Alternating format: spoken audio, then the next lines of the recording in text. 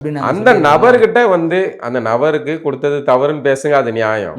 ஆனா அந்த நடனத்தை தடை செய்யணும்லாம் வந்து பேசுறதெல்லாம் அபத்தமானது. அது வந்து பிற 2 சமூகங்களுக்கு இடையிலான மோதல். என்னுடைய பாரம்பரிய நடனம் சார். நான் காலங்காலமா அத இது பண்ணிட்டு வரேன்.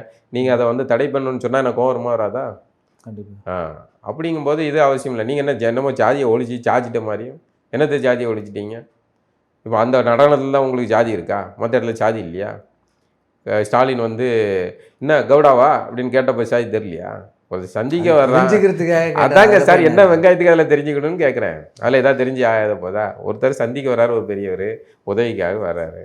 என்ன கவுடாவா அப்படின்னா அதில் சாதி தெரியலையா? ஏன் இப்போ வந்து இப்போ கூற நபர்கள், நீங்கள் சொல்கிற நபர்கள் ஏன் கேட்டு ஒரு முதல்வர் இப்படி வந்து வர்றவரை வந்து இப்படி கேட்காரு, ஏன் இப்போ உங்களுக்கு சாதி ஒழிப்பு தோணலையா சார்?